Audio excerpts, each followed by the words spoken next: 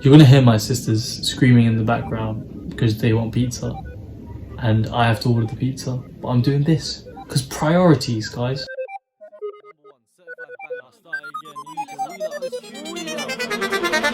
Hello. My name is Adeeb Razak. I will be dissecting the Gilgamesh Prologue, said by yours truly in season 2, and by Justina in season 1, in Italian, so she did it way better than me. I am a artist. Trackies and Arachis and the brown queens in Versace. Come to the in-flight show. Ish teams at your service, so have a bev of your choice and enjoy the vibes. Performer. Yeah, so I'm an associate artist. I'm a performer. I did Gilgamesh. That's it so far. More to come. More Gilgamesh to come, obviously. And yeah, let's get started. Hey, I'm excited for this one. Yemzo! So I'm going to do the whole prologue in one go, and then I'll start dissecting piece by piece. He had seen everything, had experienced all emotions from exaltation to despair. Had been granted a vision into the great mystery, the secret places, the primeval days before the flood. He had journeyed to the edge of the world and made his way back, exhausted but whole. He had carved his trials on stone tablets, had restored the holy Iana temple and the massive wall of Uruk, which no city on earth can equal.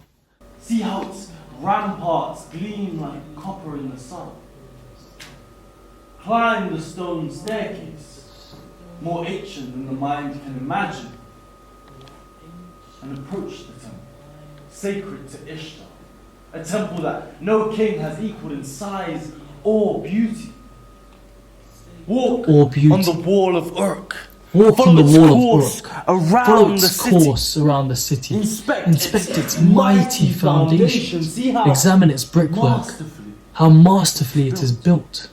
Observe the land it encloses. The palm trees, the gardens, the orchards, the glorious palaces and temples, the shops and marketplaces, the houses, the public squares. The orchards, the glorious palaces and temples, the shops and marketplaces, the houses, the public squares. And find the cornerstone, and under it the copper box that is marked with his name. Unlock it. Open the lid. Take out the tablet of lapis lazuli. Take out the tablet of lapis lazuli and read. And accomplished all. How Gilgamesh suffered all and accomplished all. So this is the prologue. Now I've got to describe the meaning. This guy. So the thing with me is my memory is really bad, so I don't necessarily remember a lot of things that happened before, maybe like 2 days ago. Yeah. Anyway, we'll give it a go. You know, we'll try. So first line. He had seen everything, had experienced all emotions from exaltation to despair, had been granted a vision into the great mystery, the secret places, the primeval days before the flood. So, talking about Gilgamesh here, obviously. It's not named though, so you don't necessarily know it is Gilgamesh. You just come into the theatre, you sit down, there's a bit of music and stuff, and the first thing that anyone says was me saying he had seen everything. It's really describing that contrast. All of the emotions from the highest of exaltation to the lowest of despair. And you're thinking, wow, who is this man, you know? Who is this person that we're being told this tale of? Because if he's seen everything, it's almost like you're starting at the end of the story and then working your way right back to the start. And I'm describing this, you know, character who no one knows who he is until I say his name at the end. You're kind of dragged straight in to almost the end of the story. And it also brings in the flood, which I think is really cool. Now, the flood is obviously part of a lot of religious texts dating back thousands and thousands and thousands of years.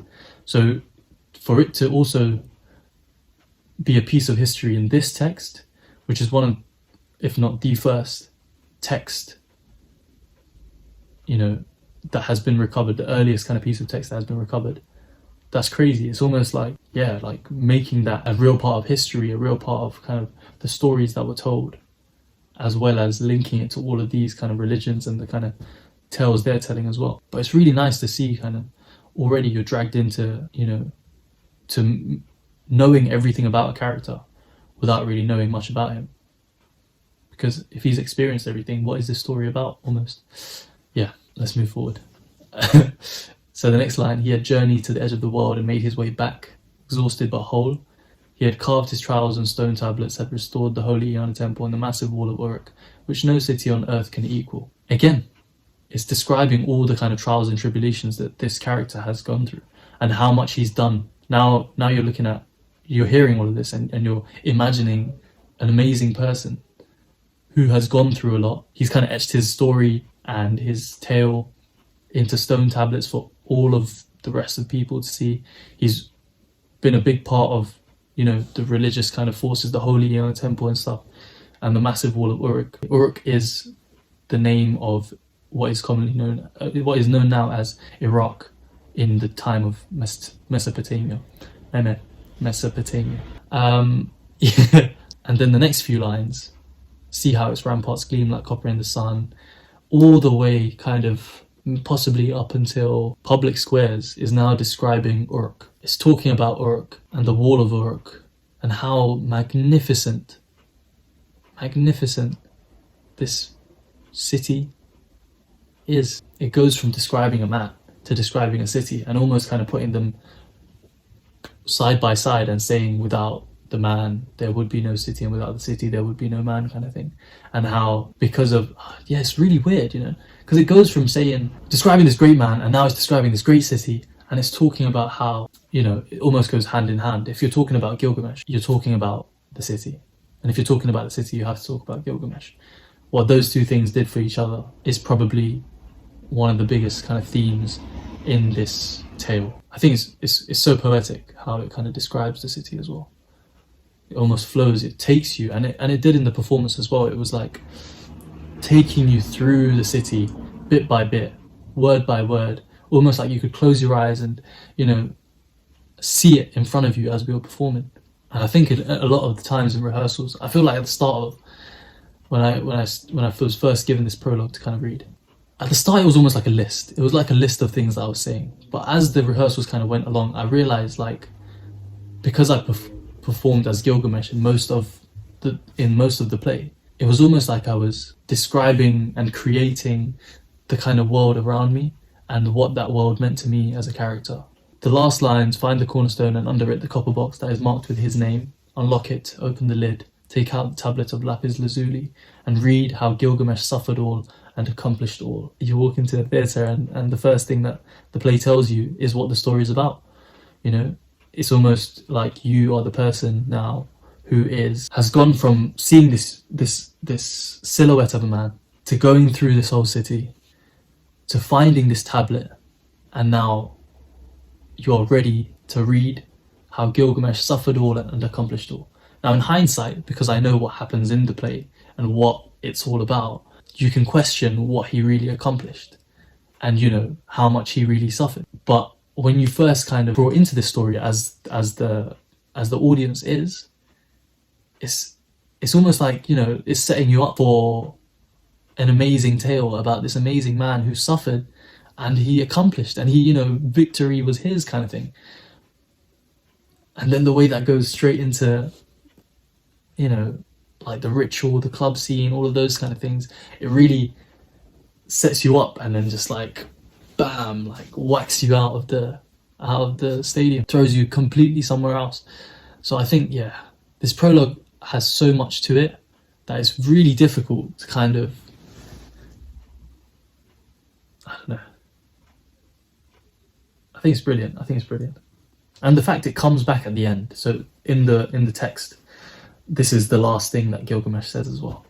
And the way you are brought into this story and you're expecting it to be a story that is all good, and then at the end, when you realize what did he really accomplish, how much has he really changed, how much has he suffered? Because Gilgamesh isn't a happy tale. No one would say it's a happy tale, but he's the one who says this prologue at the end of the tale, talking about himself and then talking about the city. What a lovely piece of text. What a privilege it is to kind of be able to read this text, which has probably been on this earth for a long time. But yeah, anyway, I hope I did well. I hope you understand as much or as little as I probably understand about this text. I have been Adeeb, your trusted guide of Uruk. I hope you enjoy the rest of your day and have a good one. Thank you very much. Wow, I don't think I'm any good at this. This is gonna be like the worst dissect. Oh my god. Anyway, set the bar low so everyone else can prosper.